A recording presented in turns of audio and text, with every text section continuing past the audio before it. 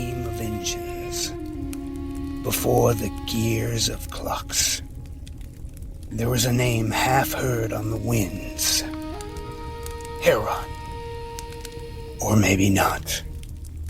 For even the gods are sometimes careless with their introductions. Alexandria, about 2,000 years ago, give or take a century or two. Something of a renaissance was taking place among the scholars and the great thinkers. Practical science was taking a prominent position in the culture, with innovations like the Antikythera mechanism appearing for the first time. In this singular era, a man known as Heron began creating inventions for patrons and temples.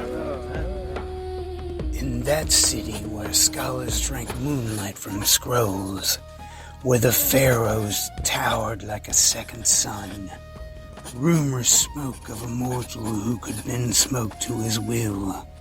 They said he listened to the language of air and taught it to sing. Virtually nothing is known of Heron. We only have his writings and the technical manuals he penned. But these writings were extraordinary.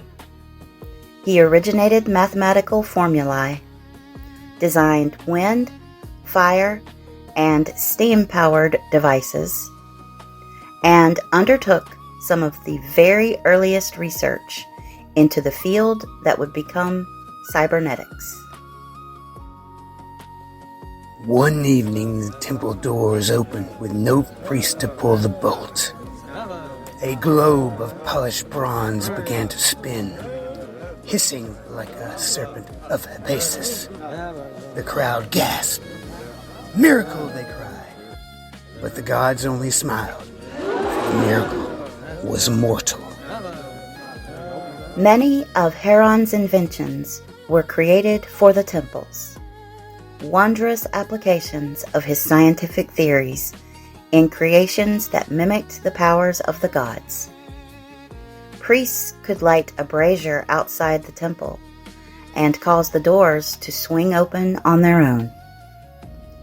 Statues of the gods could acknowledge the offerings of the faithful with a nod. Heron even created the first steam engine, the Eolipile, all powered by heat and pressure. Children of Athens and merchants of the Nile gathered to watch plays where heroes moved without hands to guide them. Ropes hidden in bronze bones, counterweights timed like heartbeats. A wooden stage where gears became destiny. Many of Heron's most remarkable inventions comprised some of the world's first automatons. Statues that could pour wine from self-filling jugs, a cart that could move goods without the benefit of an ass to pull it, and most spectacular of all, a small theater in which automatic puppets would act out well-known scenes from mythology, controlled by gears, ropes, and pulleys, fully programmable and self-propelled. The pious approached the temple's fountain. A coin clink, and holy water poured as if a nymph obeyed their silver offering. But behind the curtain lay valves and levers, a mortal trick fit for Olympus. Heron is credited with creating the world's first coin-operated vending machine, a holy water dispenser for the temple. When a coin was dropped onto a weight within the device, a counterweight opened a valve, allowing water to flow. After a certain amount was dispensed, the weight distribution allowed the coin to drop into a collection mechanism, halting the flow until another coin was donated. Scrolls bloom beneath his stylus. Diagrams of wind wheels, fire-driven engines, fountains that never ceased. Not prophecy, but blueprint. The mathematics of marvels. He signed them Mechanica, Pneumatica, and vanished back into the smoke. Heron designed machines both extravagant and practical.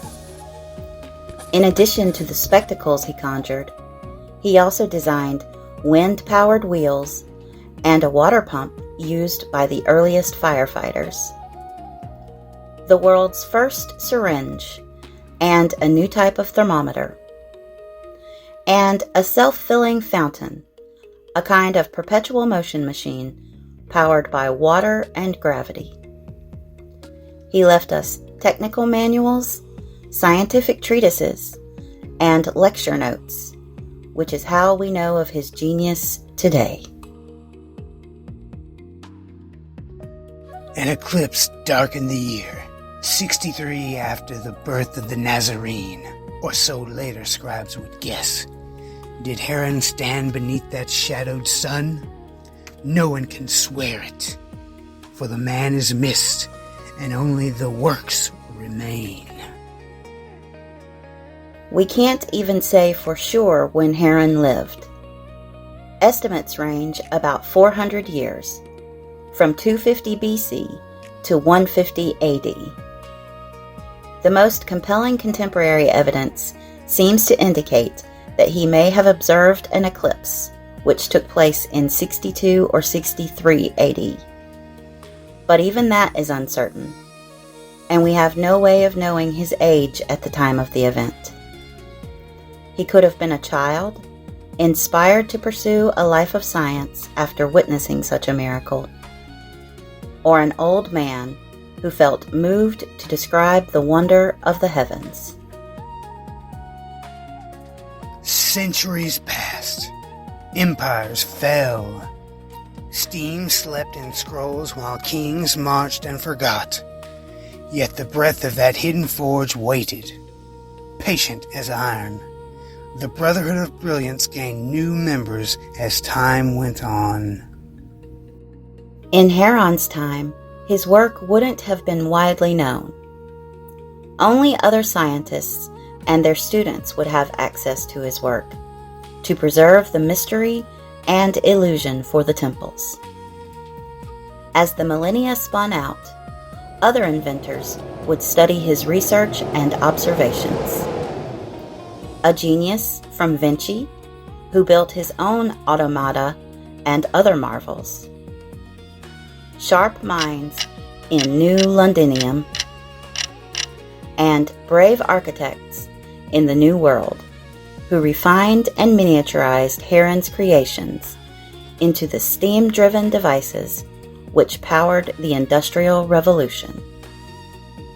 Now the world hums with turbines and pistons. Children of a forgotten whisper. Was Heron a man, a myth, or simply the mortal through whom which the gods of inventions chose to speak? Only the hiss of steam remembers. Heron may have been a pseudonym, or a pen name co-opted by a variety of authors. He may have been a well-known magician or an anonymous mastermind. He was the man behind the curtain, not merely pulling the strings, but designing, crafting, and blueprinting the mechanism that would one day help spin our world.